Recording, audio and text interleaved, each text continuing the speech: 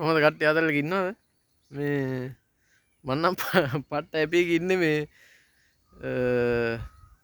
මේ පොඩි සීන්නයක් වාගත්ත බා මේ උඹලට මතකනේ වර්ල්ඩ් කප් මැච් එකේ බං අර මේ ෆෝන් එකෙන් බලද්දි අර ලයිව් බලනකොට මේ කොච්චර බං එකෙක් ඇවිල්ලා කියවන ඉවරයක් නැහැනේ ඔළුව කැක්කම හැදෙනවා දැන් නවතී කියලා ඉන්නවා බං ඒකා නවත්තන්නේ නැහැ ඒ කියවන එක හරිද මේ ඒක තේරෙන්නේ නැහැ බං මම දැන් ඔය ඌ කියවනකොට එන්නට try කරා කියවන්න මේ හොයාගන්න මොකද්ද ඌ කියන්නේ කියලා ඒක මලාට හොයන්න බෑ බං හරිද අද තමයි සෙට් උනේ ඒකයි කියලා තියෙන්නේ බං මේ लाइव मैच देखने के लिए लिंक पे क्लिक करे කියලා හරිද අද තමයි ඒක සෙට් උනේ මේ කොහොම හරි මේ මැච් එකත් ෆයිනල් එකක් ගැහුවනේ ඕස්ට්‍රේලියාවනේ මේ මන්නම් මචං පට්ට සතුටුයි උන් දෙකොල්ල ආවට ඉන්දියාවයි මේ ඕස්ට්‍රේලියාවයි සුපිරි මැච් එකක් තිබ්බනේ නේ අපේ උන් එහෙම ආව නම් ඕක මේ ලකුණු 50ක් විතර ගහන්නේ ඒ නැතත් මේ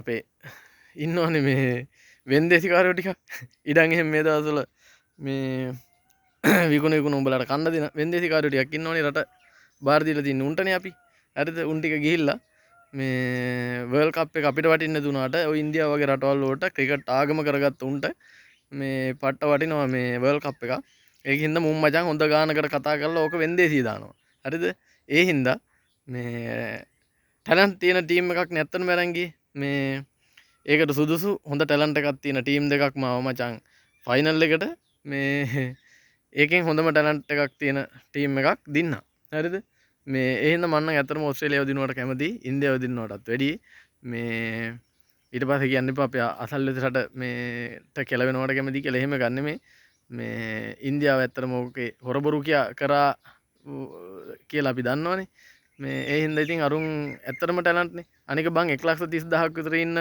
ක්‍රවුඩ් එකක් ඉන්න එක මේ ඔය නේද අර ට්‍රාවිස් හෙඩුයි මානස් ලබුචෙන්ච් ඔය පිච් එකේ මැච් එක ගහපු එකම කොච්චර ටැලන්ට් එකක්ද බං අරුන් අරේ කෑ ගහද්දි අපිට එහෙමනම් මේ නේද ටොයිලට් හොයලා පණ යනවා අරෙන් ගාගද්දි මේ බඩ යනවා අනිවාර්යයෙන් හරිද ඉතින් මේ ඇත්තටම ටැලන්ට් මේ නේ ට්‍රාවිස් හෙඩ් එහෙම කොහමද මෙන්ටලි ඩවුන් කරගන්න නැතුව එක ගේම් එක මැනේජ් කරපු විදිහනේ මේ පැත්තේ විකට් යනකොට නේ අපේ උන්නම් පෙරහැර වගේ කසකාරයෝ ටික වගේ කසකාරයෝ ටික යනකොට ඊළඟට නේද මේ පෙළට එනවා යනවා විතරයි ආය ඊළඟට මේ පැවිලියන් එකේ ඉතින් එහෙම නෙමෙයි ගේම් එකක් කියන්නේ එහෙම කොච්චර විකට් ගියත් ගේම් එකක් මැනේජ් කරගන්න පුළුවන් හැකියාව තියෙන්න ඕන නේ මානස් ලබුචෙන්ච් ඇවිල්ලා දැක්කනේ නේ විකට් 3ක් 14ක් දෙක පිටක ගියාට පස්සේ ඒ මේ ලබුචෙන්ච් ඇවිල්ලා නේ මේ ගැහුවේ නෑනේ අතරම මුල ටිකේ බෝල් 100 ගණනකට රුපියල් මේ ලකුණු 59ක් ගහලා තියෙන්නේ.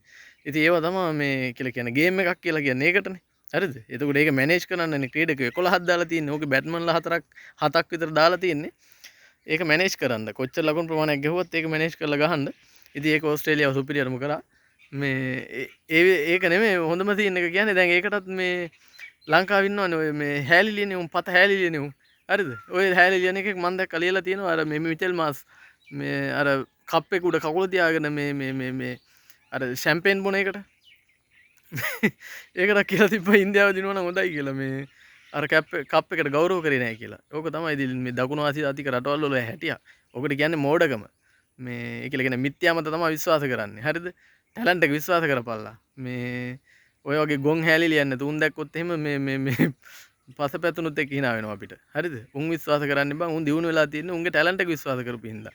උන් එදත් මිත්‍යා විශ්වාස කරා නම් උන් පැරදි. හරිද? උන් අච්චර අර ක්‍රවුඩ් එකක් ඉද්දි උන්ගේ විකට් 4ක් විතර ගිහිල්ලා තියෙද්දි මේ ඕවර් 2-3කට මේ උන්ගේ ටැලන්ට් එක හින්දානේ ඈ උන්ගේ හැකියාව උන් විශ්වාස කරලා උන්ගේ ටැලන්ට් එක මත විශ්වාසය තියලා මේ වැඩ කරපු හින්දා තමයි උන් මේ වර්ල්ඩ් කප් එක මේ දිනුවේ. හරිද? අපිට මේ රටක් විදිහට කෙලවිලා තියෙන්නේ. අපි මොන මගුල කරන්න ගියත් බං ඉස්සරෝම පඳුරක් ගැට ගහන්න යයි, බෝධි පූජාවක් කරන්න යයි. එහෙම නැත්නම් තොইল යන්නට යයි. ඒව නෙමෙයි. හැම වෙලාවෙම අපි බලන්න ඕනේ අපේ ටැලන්ට් එක මොකක්ද කියලා. තමන්ගේ හැකියාව විශ්වාස කරන්න ඕනේ. ඒකට අර නේ self confidence කියලා කියන්නේ ඉංග්‍රීසියෙන්. හරිද? අන්න ඒක තමයි වටින්නේ මිනිසුන්ට තැනකට එන්න. මේ එහෙම නැතුව නේද? අපේ උන්ගේ තියෙන්නම මේ පසුගාමී අදහස්නේ.